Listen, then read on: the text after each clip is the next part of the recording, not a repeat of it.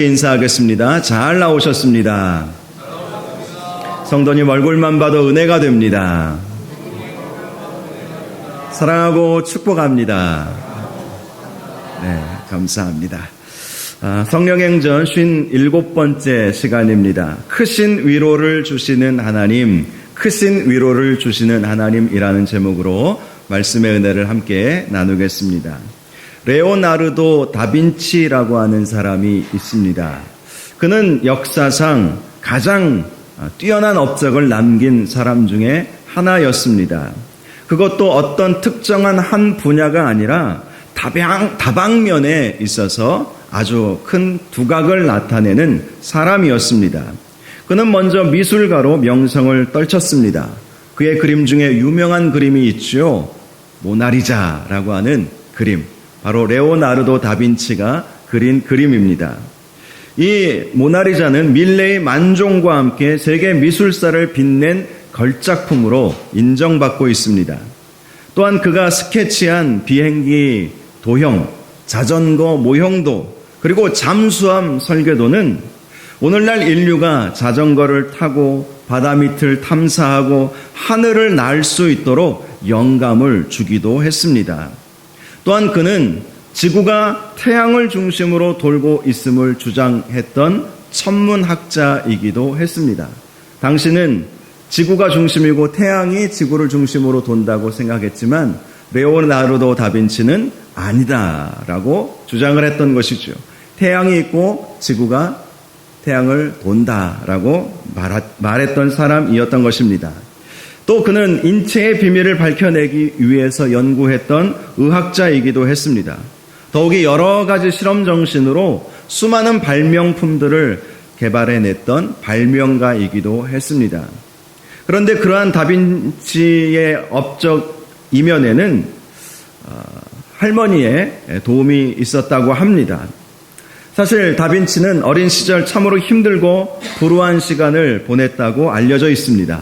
그는 어린 시절 부모에게 버림을 받았습니다. 사생아로 자랐습니다. 고아로 자랐습니다. 그러다 보니 동네 친구들에게 늘 놀림을 받았고 매일 풀이 죽어 지냈으며 때로는 그러한 자신을 한탄하면서 거리를 떠돌며 지냈던 것입니다. 그런데 그를 늘 위로해 주셨던 할머니가 계셨던 것이지요. 할머니는 늘 다빈치를 보면서 이렇게 격려해 주었습니다. 레오야, 넌 뭐든지 할 수 있어. 이 할머니는 너를 믿는단다. 나는 많은 사람들을 만나보았지만 너만큼 지혜 있고 총명한 사람이 없었거든. 이런 위로와 격려의 말씀을 이 어린 레오나르도 다빈치에게 날마다 해 주었던 것이지요. 결국 레오나르도 다빈치는 할머니의 그런 위로와 격려로 자신의 불행한 삶을 극복하고 전 세계가 인정할 수밖에 없는 위대한 인물이 되었던 것입니다. 독일의 문학자 괴테가 이런 말을 했습니다.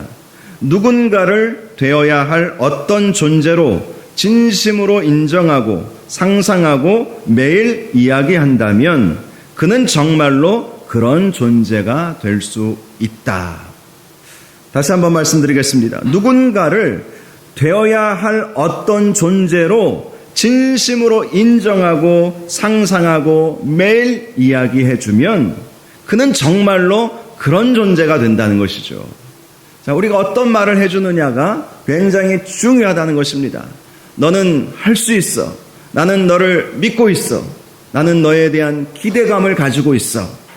결코 실망하지 마. 좌절하지 마. 내가 너를 위해서 기도해 줄게. 여러분, 이런 말을 듣고 자라는 아이들은 그대로 된다는 거예요. 우리의 말에는 어떤 힘이 있다고 잘 알려져 있지 않습니까? 사람은 위로와 격려를 통해서 성장해 나아가는 것입니다. 그런데 더 중요한 것이 있습니다. 바로 우리 주님께서 우리를 위로해 주시고 격려해 주셔야 한다는 것입니다. 우리 주님의 위로와 격려야말로 그 어떤 위로보다도 더 큰 위로가 될 것이고 그 어떤 격려보다도 더 큰 격려가 되기 때문인 것입니다. 저와 여러분이 서로를 격려하는 삶을 살 뿐만 아니라 주님으로부터 격려와 위로의 말씀을 늘 들으시기를 주님의 이름으로 축원합니다. 오늘 말씀의 제목, 위로의 하나님, 크신 위로를 주시는 하나님, 이것이 오늘 본문의 주제인데요.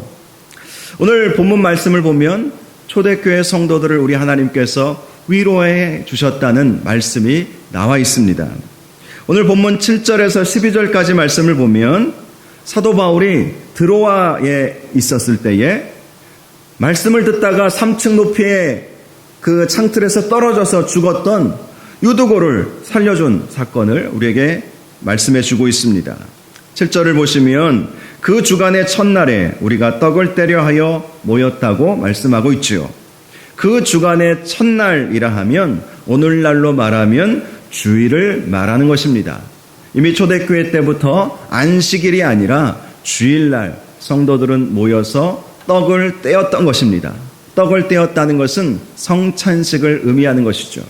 성찬식은 그저 먹고 마시는 시간이 아니라 하나님 앞에 예배 드리는 시간과 함께 있었습니다. 함께 하나님을 찬양하고 뜨겁게 기도하고 그리고 난 다음에 주의 만찬을 나누었던 것이죠. 예수님께서 이를 행하여 나를 기념하라 라고 말씀하여 주셨기 때문에 초대교회 시절에는 그들은 모여서 하나님께 예배하고 또 하나님의 말씀을 듣고 함께 떡을 떼고 또 포도주를 마시면서 식사의 시간을 갖게 되었던 것입니다. 자, 특별히 유대인들은 하루의 첫날을 전날 저녁부터 하루의 첫날로 그렇게 생각을 했습니다.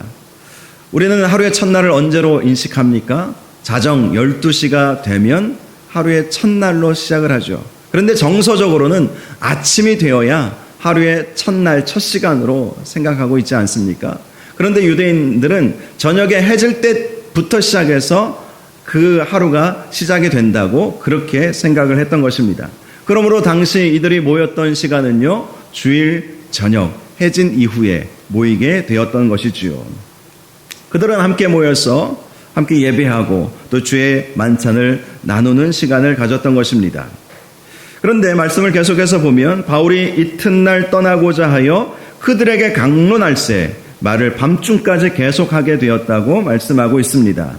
사도 바울은 그 이튿날인 월요일에 예루살렘으로 향하는 여정을 하려고 계획을 했던 것이고 그렇게 떠나기 전에 드로아에 있는 성도들에게 한 말씀이라도 더 가르쳐주기 위해서 밤중까지 계속해서 말씀을 가르쳐 주었던 것입니다. 당시 사도 바울이 그렇게 서두르게 되었던 이유는 16절 말씀을 보면 될 수 있는 대로 오순절 안에 예루살렘에 이르려고 했기 때문이었습니다.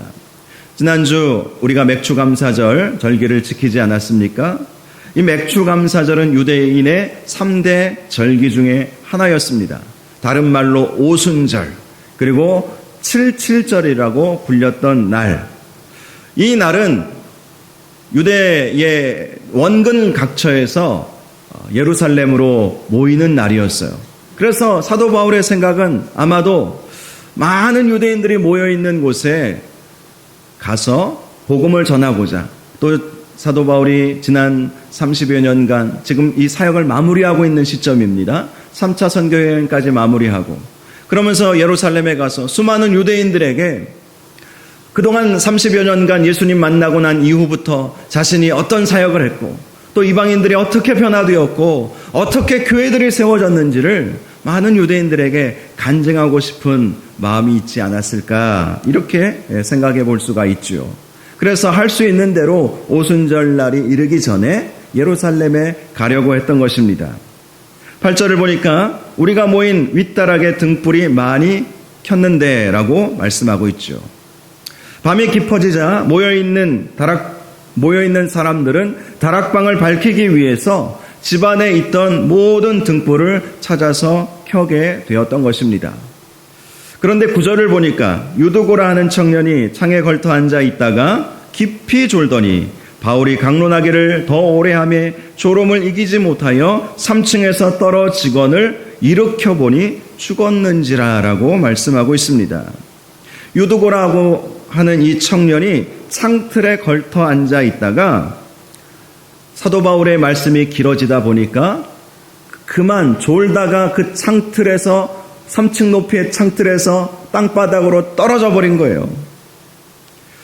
유두고가 창틀에 앉아 있었다라는 것은 당시에 그 좁은 다락방에 참으로 많은 사람들이 모여 있었다는 것을 알 수 있죠. 그래서 유두고는 청년이었기에 좋은 자리, 안전하고 편안한 자리를 아마 연세 드신 분들 또 어린 아이들에게 양보하지 않았을까 생각할 수 있습니다.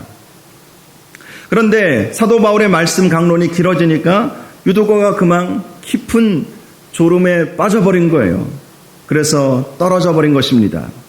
유두고가 졸았던 이유는 사도 바울의 말씀이 길어졌기 때문이기도 하겠지만 아무래도 등불을 많이 켜놓음으로 인해서 그 공간에 산소가 부족하지 않았나 이렇게 생각해 볼 수도 있지요. 아무래도 당시에는 과학적 지식이 별로 없었기 때문에 환기를 시켜야 되겠다는 필요를 느끼지 못한 것 같습니다. 그러다 보니 좁은 다락방에 산소가 모자라서 유두고가 졸음을 이기지 못한 것입니다. 많은 학자들이 당시 유두고는 일용직 노동자였을 것이다 라고 생각하고 있습니다.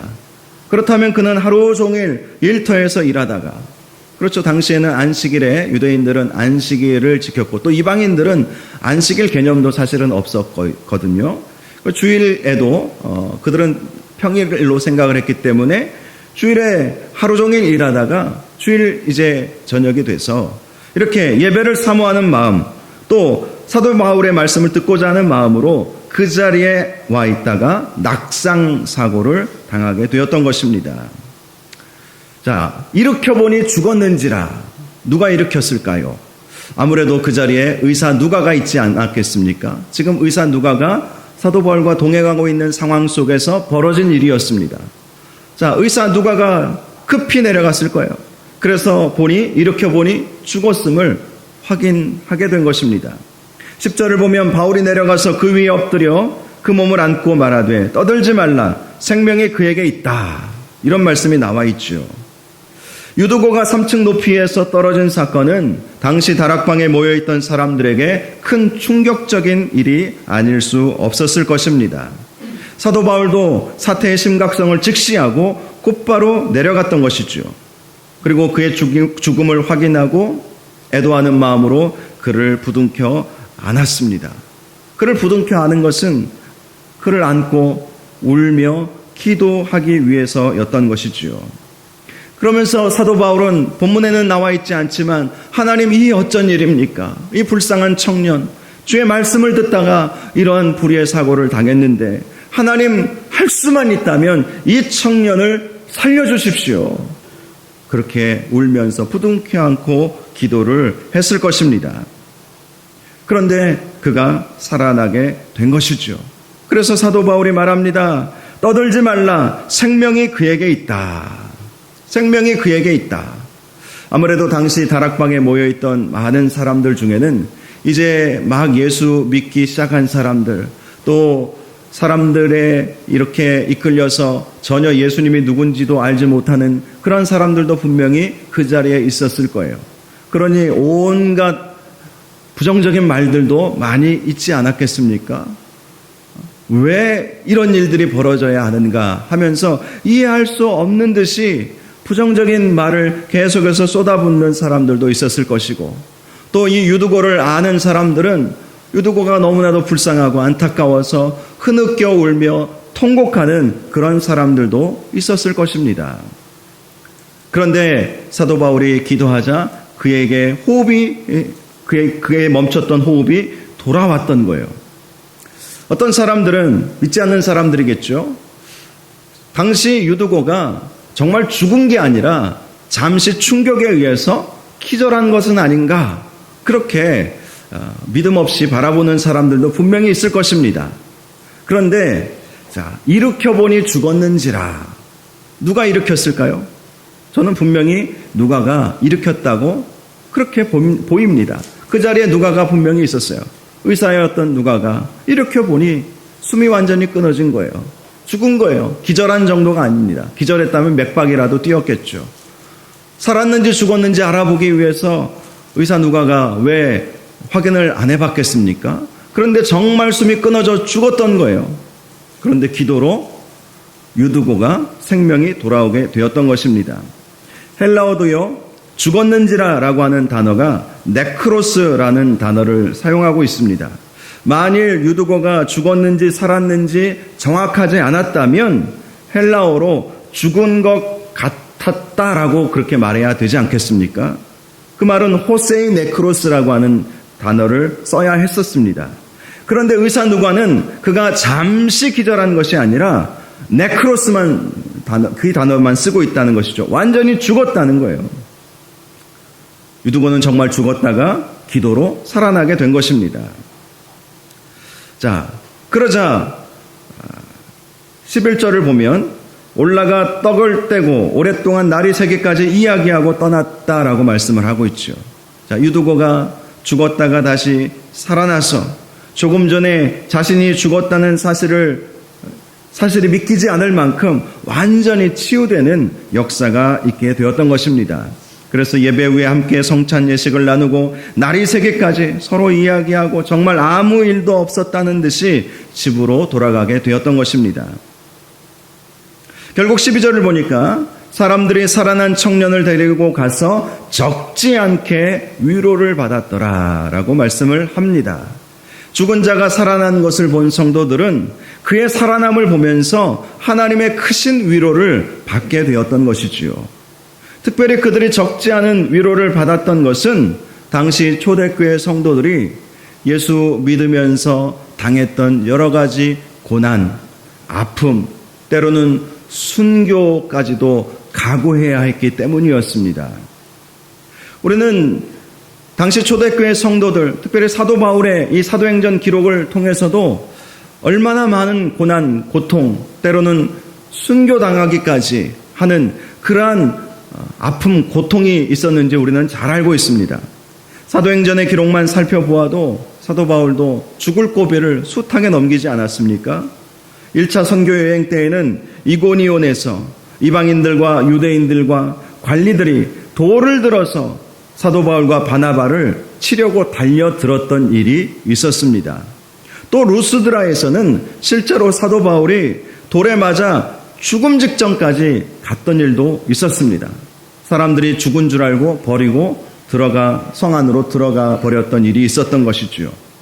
2차 선교 여행 때에는 사도 바울과 실라가 빌립보에서 옷이 찢겨지고 많은 매를 맞은 이후에야 피투성이가 된 채로 빌립보 감옥에 갇힌 일도 있지 않았습니까?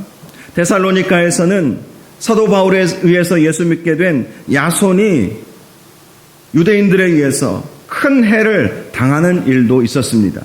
또 3차 선교 여행 중에는 에베소의 은장색 데메드리오의 소동으로 인해서 마게도냐 사람 가이오와 아리스다고가 연극장으로 끌려가서 수많은 사람들에게 모욕당하고 조롱당하고 협박당하는 일도 있었지요. 사도행전의 기록만 해도 참으로 많은 고난, 때로는 고통, 때로는 순교당하는 그 지경까지 가는 일들이 초대교회 성도들에게 있었던 것입니다. 아마도 당시 초대교회 성도들은 사도 바울을 통해서 예수님이 어떤 분이신지 분명히 듣지 않았겠습니까? 예수님은 수많은 종교 지도자들과 로마 관리들에 의해서 핍박을 받고 십자가 지시고 죽게 되었다는 사실을 다 들었어요. 그리고 예수 그리스도를 믿고 따른다는 것은 우리도 예수님과 같이 얼마든지 십자가의 고난을 당할 수도 있는 것이며 심지어는 죽음에도 이를 수 있는 것임을 그들은 인식하고 있었던 것입니다. 그러니 예수 믿게 된 이후에 오게 되는 구원의 영광을 생각하면 한없이 기쁘고 감사한 일이었겠지만 또한 그와 함께 오게 되는 고난에 대한 두려운 마음이 왜 없었겠습니까? 이런 말이 있죠. 부활의 영광은 십자가의 고난을 통해서 오는 것 아니겠습니까? 십자가의 고난 없이는 부활의 영광도 없는 것이지요.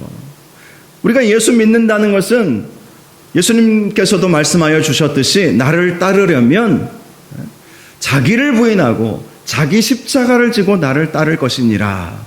이 말씀처럼 우리가 주님을 따른다는 것은 수많은 고난, 십자가의 헌신, 때로는 십자가의 죽음과 같은 순교자적 그러한 영성을 갖지 않으면 주님을 따른다는 것이 사실은 쉬운 일이 아니에요. 처음에는 하나님께서 나를 살려주시고 구원 베풀어 주셨다는 은혜와 감사로 신앙생활을 시작하지만, 그런데 우리가 신앙생활을 하다 보면 그러한 은혜에 감사하는 마음도 있지만 때로는 여러 가지 어려움, 고난도 당하는 것이 현실 아니겠습니까? 그러니 신앙생활하는 것이 은혜이지만 때로는 부담도 되고 때로는 두렵기도 하고 때로는 고통스러운 것도 사실인 거예요. 당시 초대교회 성도들도 마찬가지였죠. 우리보다 더하면 더했지 덜하지는 않았을 거예요. 초대교회 성도들은 정말 목숨 걸고 예수 믿었습니다. 로마 제국 하에서 예수 믿는다는 것이 쉽지 않았어요. 오늘날로 저 북한 동포들을 생각해 보십시오. 북한 지하교회 성도들이 있다는 사실은 잘 알려져 있지 않습니까? 그분들이 지금 어떻게 신앙생활을 하고 있겠습니까? 숨어서 때로는 구원의 감격 속에 있지만 때로는 언제 발각될지 모르는 두려움, 불안함, 그런 마음을 갖고 있지 않겠어요? 당시 초대교회 성도들도 그랬던 것이죠. 그런데 유두고가 살아난 사건이 그들에게는 적지 않은 위로가 되었던 거예요. 설령 우리가 고난당하고 십자가 죽음과 같은 순교를 당한다 할지라도 하나님께서는 우리를 반드시 살려주시겠구나. 유두고를 살리신 하나님께서 우리도 회복시키시고 살려주시겠구나. 이 사실을 두 눈으로 똑똑히 보면서 적지 않은 위로를 받게 되었던 것입니다. 사랑하는 여러분, 우리 하나님은 위로의 하나님이십니다. 저와 여러분들을 위로하시고 격려하시고 함께 하시겠다고 약속해 주시는 하나님이신 것입니다. 그러므로 위로하여 주시는 하나님이 계심을 여러분 꼭 기억하시고 아무리 힘들고 어려워도 우리를 위로하시고 격려하시는 주님의 음성을 꼭 들으시기를 주님의 이름으로 축복합니다. 그 주님의 위로와 격려만 들을 수 있다면 여러분 신앙생활하고 하면서 힘들고 어려운 건 얼마든지 이겨낼 수 있어요. 그런 주님의 위로와 격려의 음성을 듣지 못할 때에 좌절하고 낙담하고 실망하고 길을 잃어버릴 수밖에 없는 것이죠. 자, 이제 13절에서 16절까지 말씀을 보면 사도 바울 일행이 오순절 전까지 예루살렘에 도착하기 위해서 갔던 여정을 간략하게 소개해주고 있죠. 즉 드로아에서 아소까지 갔다가 아소에서 미둘레네로 갔고 거기서 기오와 사모 그리고 밀레도까지 이르게 되었다라는 말씀이 나와 있습니다. 특별히 우리가 주목해 볼 말씀은 13절에 나와 있는 말씀입니다. 사도 바울은요 걸어서 드로아에서 아소까지 갔습니다. 반면에 다른 일행들은 배를 타고 갔어요. 드로아에서 아소까지는 약 32km 정도의 거리였습니다. 그래서 사도 바울이 걸어서 가야 했다면 적어도 하루 이틀은 꼬박 걸어가야만 했을 것입니다. 그렇다면 이런 질문을 해볼 수가 있죠. 왜 사도 바울은 다른 일행들은 배를 타고 가게 하고 자신은 홀로 그 먼 거리를 하루 이틀 꼬박 더 걸려서 가려고 했었을까? 지금 예루살렘으로 가기까지 오순절 전까지 도착해야만 했었는데 왜 이렇게 하루 이틀의 시간을 더 지체했을까? 이런 질문을 해볼 수 있지 않습니까? 그 이유에 대해서 많은 학자들이 이렇게 분석을 하고 있습니다. 홀로 걸어가면서 하나님과 깊은 묵상의 시간을 또 교제의 시간을 갖기 위해서였다는 것이죠. 다음 주에 살펴볼 에베소 교회의 장로들과의 대화를 통해서 보면 사도 바울은 당시 이제 직감하고 있었던 것이 있었습니다. 예수님을 만나고 지난 30년간 사도 바울은 복음을 위해서 헌신하며 살아가지 않았습니까? 이제 사역의 마지막 때가 온 것을 사도 바울은 알고 있었던 것이죠. 알게 된 것입니다. 그러니 에베소 교회 장로들과 우리가 이제 언제 다시 만날지 모른다. 그러면서 작별 인사를 했고 에베소 교회 장로님들과는 더 이상 만날 수 없었던 것이지요. 실제로 사도 바울의 일생을 보면 지금 마무리하고 있는 그의 3차 선교 여행, 지금 이제 3차 선교 여행을 마무리하고 있는데 그것이 그의 생애에 있어서 거의 마지막 사역이었습니다.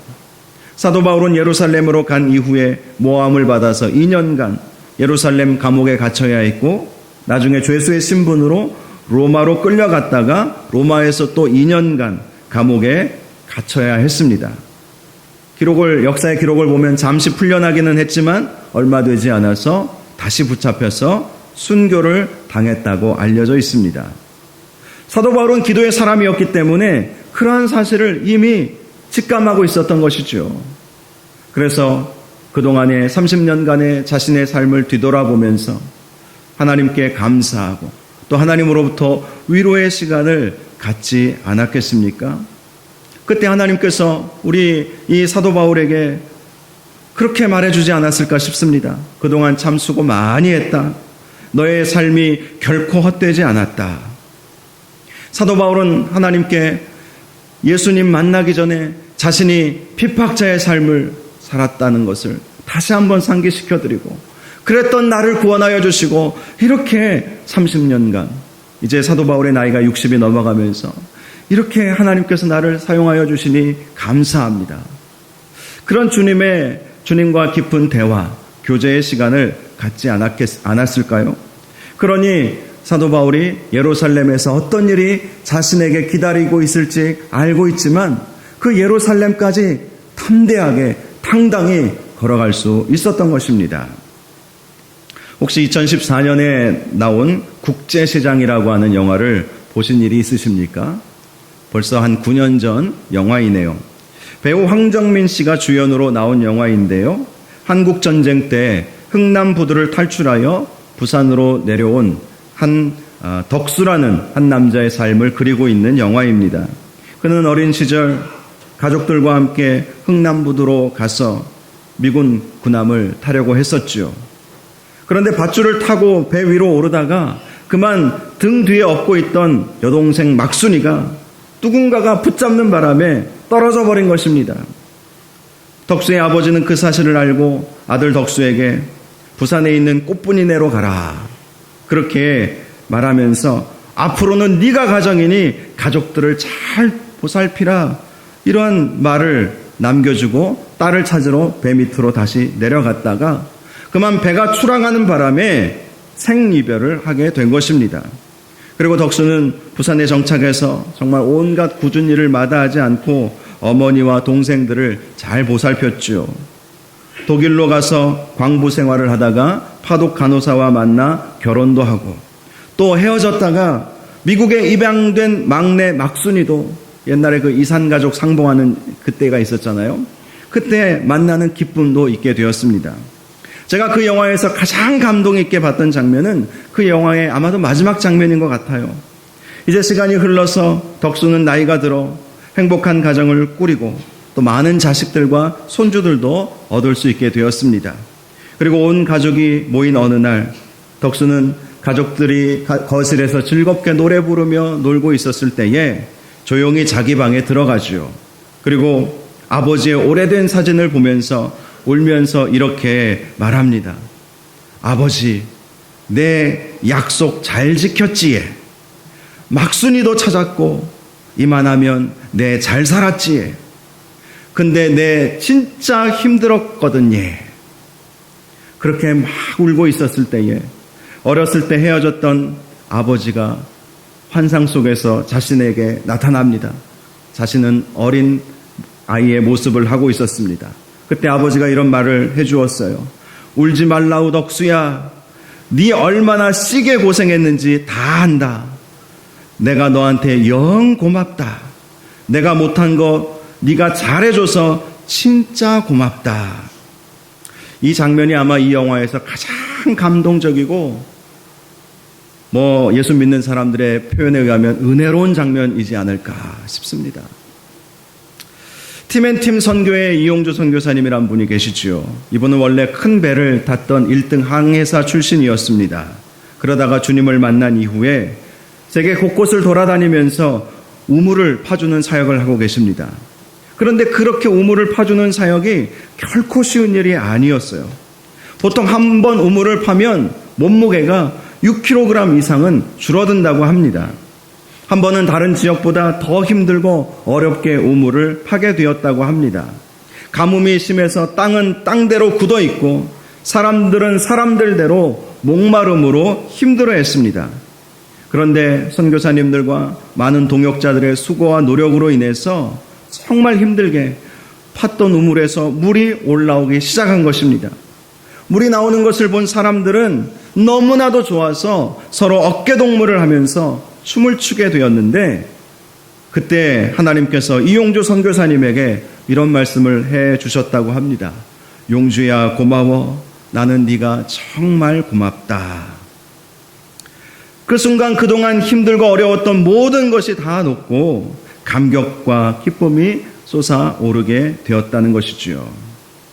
저는 오늘 본문을 보면서 사도 바울이 자신의 3번의 모든 선교 사역을 마치고 앞으로는 더 이상 사역하기 어려울 수도 있다는 생각을 하면서 주님과 깊은 교제를 나누었을 때 우리 주님께서 우리 이 사도 바울에게 뭐라고 말씀해 주셨을까, 이런 생각을 해보았어요. 네가 그동안 얼마나 시게 고생했는지 다 안다. 난 네가 정말로 고맙다. 그때 사도 바울은 지난 30년간의 모든 수고와 노력이 헛되지 않았음을 감사했을 것입니다. 주님, 예수님의 핍박자였던 저를 건져주시고 주님께서 지금껏 마음껏 사용하여 주셔서 감사합니다. 이제 제가 언제까지 주님을 위해 일할 수 있을지 모르겠지만 마지막까지 최선을 다하게 해 주옵소서. 그렇게 깊은 교제의 시간, 묵상의 시간을 갖지 않았겠습니까? 그렇습니다. 우리 주님은요, 우리를 다 잘 아세요. 우리가 무엇 때문에 힘들어하는지, 얼마나 수고하고 땀 흘리고 노력했는지, 얼마나 많은 눈물을 흘리고 있는지, 우리가 무엇 때문에 두려워하는지 우리 주님은 다 알고 계시다는 거예요. 유두고를 살리신 이 사건은 초대교회 성도들에게 큰 위로가 되었습니다. 적지 않은 위로를 받았더라. 하나님께로부터 적지 않은 위로를 받은 거예요. 제가 전에도 한번 말씀드렸지만 유두고 입장에서는 별로 안 좋았을 수도 있었을 것 같습니다. 왜요? 천국에 막 가는데 누군가가 끌어당기더니 깨어나 보니 다시 살아났거든요. 유두고 입장에서는 안 좋았을지 모르지만 초대교회 성도들에게 있어서는 유두고가 다시 살아난 것이 큰 위로가 된 거예요. 우리가 믿음 지켜도, 우리가 죽음 당해도, 순교 당해도, 고통 당해도, 고난 중에 있어도 하나님께서는 이렇게 우리를 살리시는구나. 그것 때문에 초대교회 성도들은 위로를 받았던 것이고, 사도 바울도 이제 그의 30년간의 1차, 2차, 3차 선교의 여행을 다 마치면서 다른 제자들 다 먼저 보내고 깊은 하나님과의 독대의 시간을 통해서 하나님으로부터 위로와 격려, 그런 음성을 듣지 않았겠습니까? 그 다음 주에 우리가 살펴볼 에베소 교회 장로들과의 마지막 이 모습을 보면 바로 이때 사도 바울이 주님으로부터 어떤 메시지를 듣게 되었는지를 우리는 알 수 있어요. 그렇습니다. 우리 주님은 늘 우리와 함께 하시고 우리를 도우시고 우리를 위로하시고 우리의 형편과 처지를 다 아시고 우리의 눈물을 다 아시는 분이십니다.